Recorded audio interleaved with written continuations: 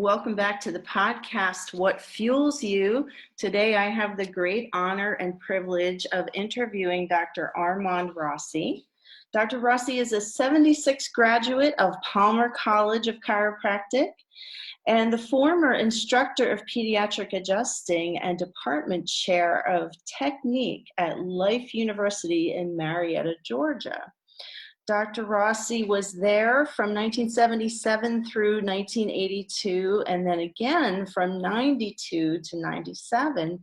In between, he practiced and supervised one of the largest chiropractic office groups in the world in Phoenix, Arizona. I did not know that. After practicing for 20 years in Margate, Florida, he is currently the Dean of Clinical Sciences, thankfully, at Sherman College of Chiropractic in Spartanburg, South Carolina. He is currently a fellow and teaching member of the International Chiropractic Pediatric Association, that's known as ICPA, as well as a member of the Florida Chiropractic Society, and they bestowed the honor of Chiropractor of the Year on Dr. Rossi in 2008. He's also a member of the Palmetto State Chiropractic Association. He lectures around the world teaching other chiropractors about pediatric chiropractic, and above all, his most prestigious honor is that of having 2 and 3 generations of chiropractic patients receive care on a regular basis. He and his wife Terry live in Inman, South Carolina, and have 4 children, 11 grandchildren, and 6 great-grandchildren. Doesn't seem possible, Dr. Rossi. Welcome. Thank you for being here. Thank you. An honor to be here. Oh my goodness, the honor is all mine. So this podcast is called What Fuels You, and it is really about, what lifts people up and keeps them happy and cheerful. And I said to you just the other day at Sherman College, you never seem like you have a bad day. And you said to me, what? Well, I don't remember what exactly I said to you, but of course we do have bad days, but that's not the emphasis. That's not what we want to focus on. I believe in the old adage of, when you learn to ride a motorcycle, you've got to direct your attention to where you want to go, otherwise you're going off the road.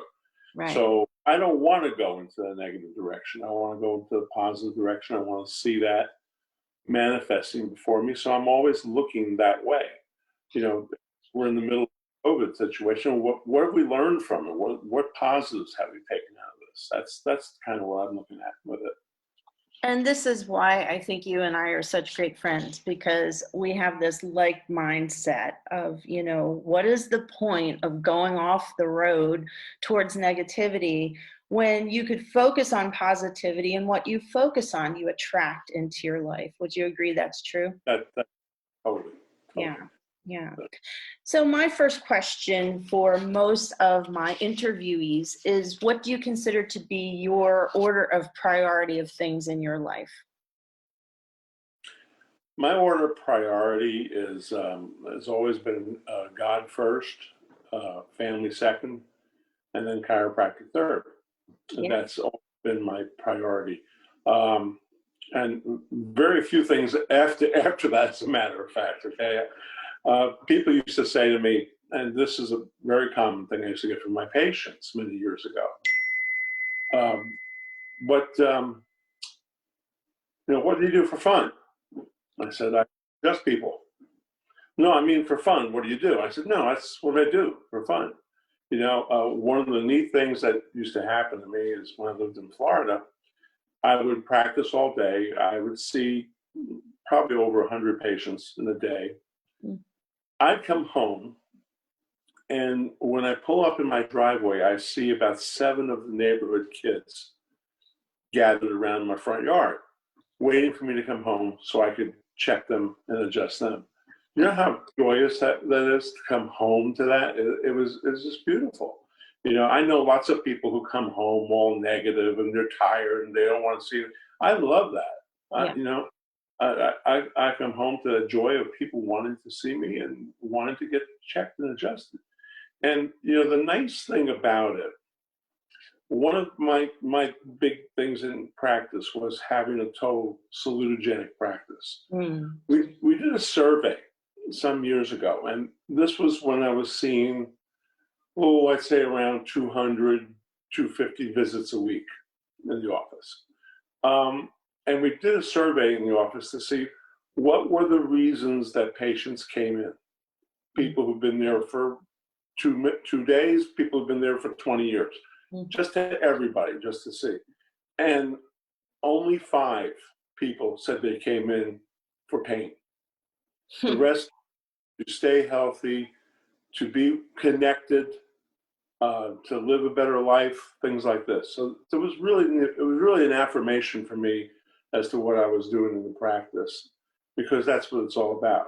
It's connection. It's having connection with your patients, as well as having them be more connected within themselves. That is a beautiful thing, and you have a very sweet, unassuming nature. And I can see why you're the Pied Piper of the kids in the neighborhood, and they're coming home and they're gravitating to you, and they're, probably all the other parents in the neighborhood pulled into the driveway, like you said, grouchy and grumpy, and they just want to go in and kick their shoes off and put their feet up, and you're ready to continue adjusting people, and I think that's a thing of beauty. And it's as you said, a true testament to your practice that people, the large, vast majority of your practice members were coming in for their health. And I think that's excellent. And I share with students about, I share with them the research and the techniques of expressing gratitudes. And that involves creating what we call gas cards, particularly in the morning. It involves journaling. And I'm wondering, how do you express gratitude in your life? Well, one of the things I learned very early on, and we're talking 1977, 78, okay, probably before you were born, bro. But anyway, that's very flattering, but not true. No, well, had thank you grams, okay, which were the little thank you cards. You used to get at Parker or DE, even one of those places had them, little thank you cards. And my goal was 10 thank you grams a day. Nice. Okay? From the beginning, we did this in my practice. And, in the beginning, my mom got a lot of thank yous from me because I couldn't think of anybody else. So that happened. But then later on, it would expand. And it's like the postal worker who delivered our mail got a thank you. And it made their day. Yeah. Because that's out of the blue. A place I used to go for lunch, which was 2 doors down from my office lots of times, I sent them one. And, things like this. And patience. Thank you for smiling today. Little things. My family, friends. And then I learned also to thank myself. Yeah. As well. At It's the end huge. of the day. Yeah. So it was gratitude was the water that primes the pump. That's the way I always learned it. Gratitude is the water that primes the pump. That's the water you put in, you send out to the universe, and the universe in turn takes care of you. I like that analogy. And I always think of gratitude as a magnet, because the things that we are grateful for, we're actually magnetizing more of that into our lives. So the first thing when my eyes open in the morning, I'm grateful for my life and the perfect health of my body. And then I thank God for the perfect health of each one of my loved ones. And I feel like that magnetizes more, whatever we're thankful for. And your analogy of priming the pump is perfect. That's very, very similar to what my analogy is. So can we talk about Terry a little bit? Sure. Because, I'm a girl, and girls are mushy, and we are romantic kind of people. And, you and I have this Italian heritage, and let's face it, Italians tend to be very romantic people, if I can make that sweeping generalization. So I want to know, who you fell in love with first, chiropractic or Terry? And Tell me Well, all about her. sure. I'll be honest with you. Terry was my second marriage, okay? Mhm. But I met her at Life College. She Mhm. was working in the vice president of the chiropractic curriculum's office as his administrative assistant. So she had been there for a while. She had a dedication to education. And after my divorce, I moved from Arizona back to Atlanta, went back to teaching in school, and I ran into her. Long story short, we fell in love, got married.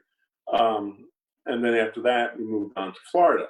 But yeah, I understand the romance and things, and I'm very romantic, and I'll send her flowers. And when she was working at Florida Atlantic University for the dean of the College of Education there, I'd send her flowers, and the card would say, "No reason, just Aw. love you," and just send her flowers.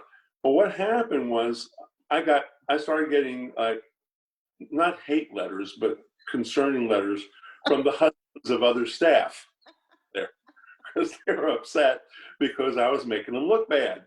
Okay? But I would find any reason. There's a funny story about this. And living in Florida, we had a pool. And one morning, Terry looked outside, and I was getting ready to go to work. And she looks outside, and there's a duck swimming in her pool. She's like freaking out. She said, "There's a duck in our pool. We got to get this duck out of here. Got to call wildlife control." I said, No. This probably just landed there for a little bit. It's going to fly off on its own. Don't worry about it." But she was like freaking with this. I calmed her down. I got to go to work. Don't worry. And sure enough, before I ever got to work, the duck flew out of the pool. Okay, or whatever. So it was so funny, that I sent her a dozen roses, okay, with a rubber ducky in the roses. So when it got there, she had to explain to all her workers about it. So that's sweet. And it's not just the act of kindness of sending the flowers, but to have inside jokes, Yeah. and to remind each other of your inside jokes and things like that. The next question I usually ask my interviewees is how you keep love alive, and you've already answered that. But if you want to add to that, because I think our viewers and our listeners can really benefit from ideas and suggestions about how to keep love alive and keep it lasting for life. Just be present. I think that's the biggest thing, is be present. Don't bring your stuff and crap home with you. Okay. That was a very big thing that happened. My first marriage, which didn't make it, was that we were both chiropractors and brought our stuff home with us all the time. And she was a bit different of a type of chiropractor than I was, and we usually wound up getting to these discussions and arguments and stuff like this. And I always thought after our divorce that my second marriage would have to be with a chiropractor too, but it doesn't, and it's fine whether it is or isn't. Just be present. Don't bring the stuff home with you. You handle it there. I always use the door of my office as my symbol. I left the office and shut the door, everything stayed there. Okay. When I opened the door of my house, now I'm home. That's okay? it. And that we categorized it like that and kept it like that, and that's an important part. I love that. I love the symbolism that you use. You started out with a motorcycle, and I don't drive off the road towards negativity. I stay on the road of positivity. And then you talked about priming the pump of gratitude. And now you're talking about the symbolism of your door. If your door is shut, you've moved from one aspect of your life to another, and you don't go back. And in TLC, Human Life Conditioning, we call that file drawer mindedness. We shut one drawer of the file drawer before we enter another, and we don't look back. In other words, if we're sitting at the table with our family, we're not going to be looking at our phone or answering phone calls from team or patients or anything like that. Total focus. Let me take it a step further with that. That's one of the reasons I myself personally had difficulty with open room adjusting. Not that it's bad. Lots of people do it very successfully and well. But I had difficulty with it because what I did is I had 3 or 4 adjusting rooms all in a row and a door between each room. So that when I took care of a patient in room 1, when I opened the door and shut the door to go into room 2, room 1 was behind me now. And that's how I stayed, one of the ways I stayed in present time with each patient. The door was, again, my symbol. That room's gone, now I'm here. And I like that. I like that. And that worked. Clearly, as I said, you are an unassuming, unpretentious person. You're easy to get to know. You're easy to be with. And I'm sure that when your patients are with you, they feel that you are totally present. You know, you said about keeping love alive and being with Terry, being totally present with her. And it sounds like you do the exact same thing with your patients, being totally present with them, not thinking on to the next thing or the next patient. And I like that. Can I add a little something? Yeah. Harvard Institute, they did a research study back in, I think it's 2014, and I use this in my class. What they do with that, what they did was they found out mindfulness increased for your car commute if you did a certain thing. When you get in your car, if you just consciously touch the steering wheel, feel the temperature, feel the texture, touch the pedals, feel the temperature, the texture, the seat, and do all that, and then drive, less accidents than the person who didn't do that. What happens is by touching the surroundings, it puts you into present time. And you stay focused in present time. When a patient or a practice member lies on my table, the first thing, when I start to palpate them, is feel the different layers. Their clothes, their skin, their muscles, and their bones. I'm conscious of each one of them, the layers, right then before I start, and it puts me into present time with that patient. And that's beautiful. It works out really well. And I've known that from before the study ever came out in the Harvard Business School or something like that was the one that did the study, 2014. And I'm sure that's one of the many things that makes you the excellent chiropractor that you are. Your reputation precedes you far and wide. And it actually leads to my next question, which is, how do you stay fueled up in chiropractic? How I stay fueled up? I'm going to tell you something that really happened to me. When someone was asking me, what's my big picture? What would I like to see? And I kind of wrote it out, you know, and I used to say I'd like to see everybody on the planet get adjusted or whatever it was, the big picture. Then I started focusing it a little bit more. I would like to see everyone on the planet get an opportunity to get chiropractically checked and adjusted in my lifetime. Okay, so I put some parameters with that, and that was fine. And I wrote it down; it was beautiful. But here's the thing that happened: when I started speaking it out loud, putting it out there, saying it in places where I taught or whatever, putting it on Facebook, this type of thing.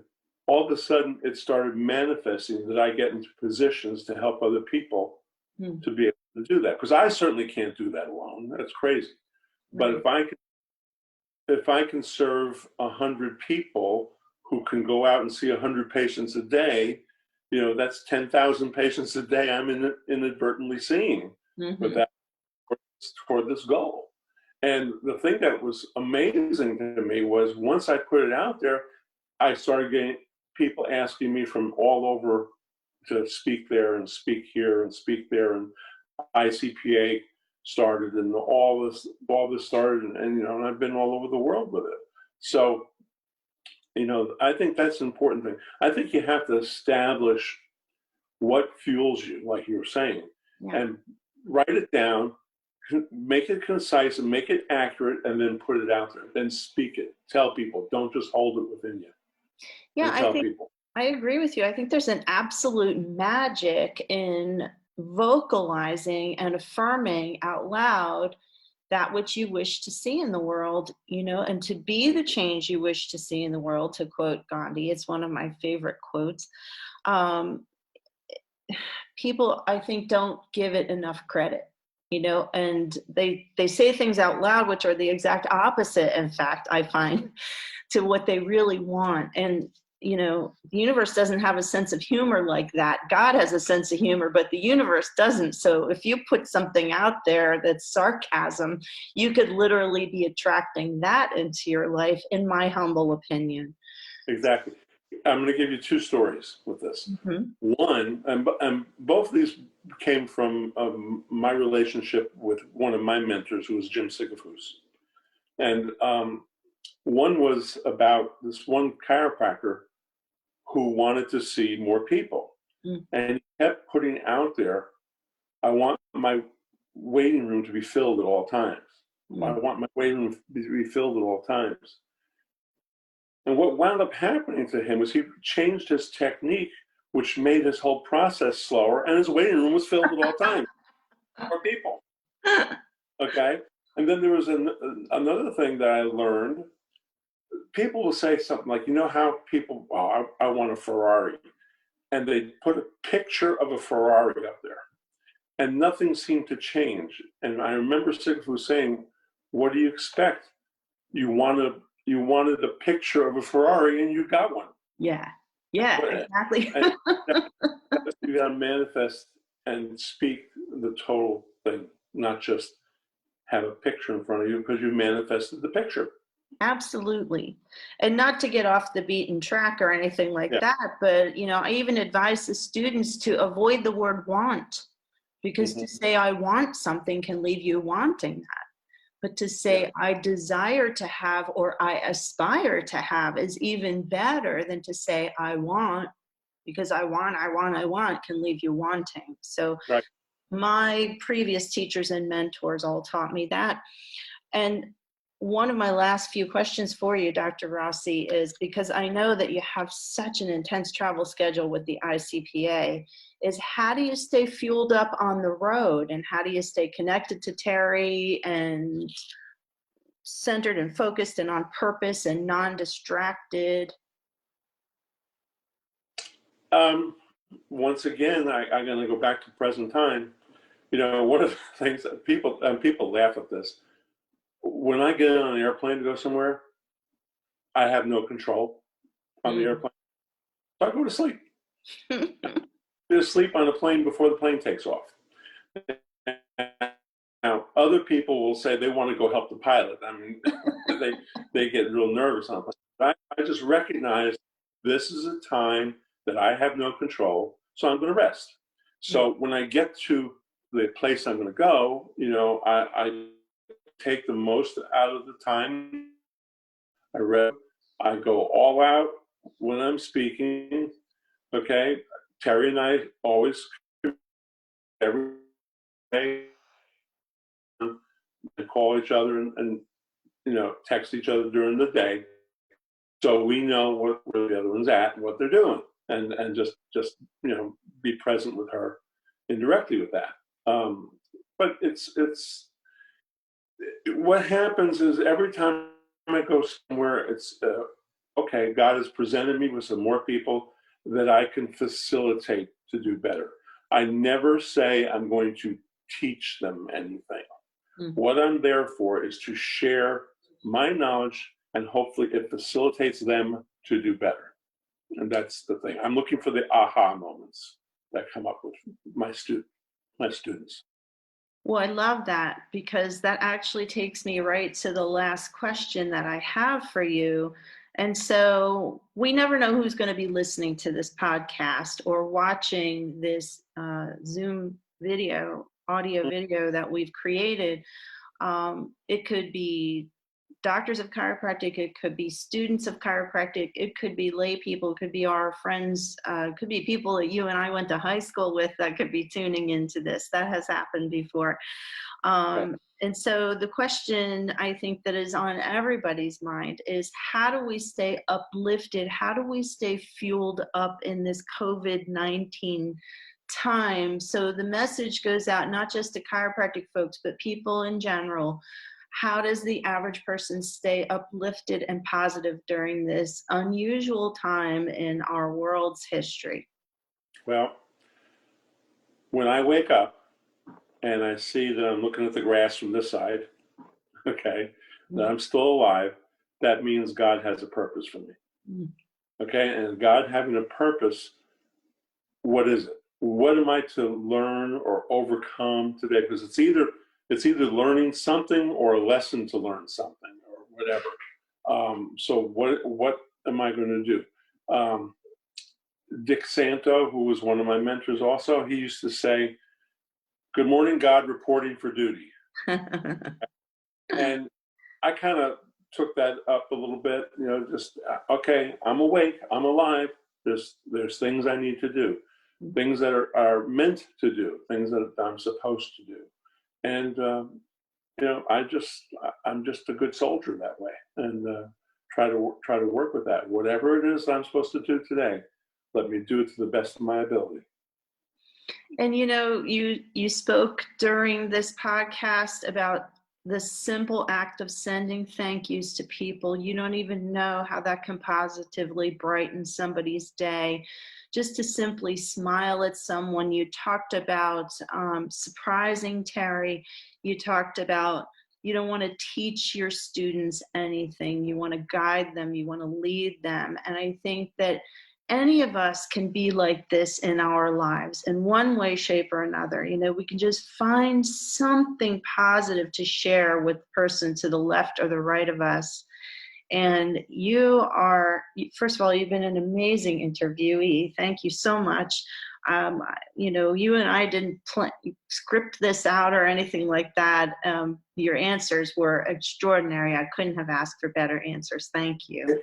Can I add one more thing? Please. If you really want to change your life, Mm-hmm. you do this one thing. Mm-hmm. You give someone a gift without any expectance of them understanding where it came from. Mm-hmm. No knowledge of it. And I remember doing this with a young lady who was in school, and I was teaching at the school. Mm-hmm. And I thought she was extraordinary. She had 2 kids. She was a single mother putting herself through chiropractic school. And what I did was I sent her some flowers without any knowledge of where it came from. Okay, I didn't have a card, nothing, just sent her flowers.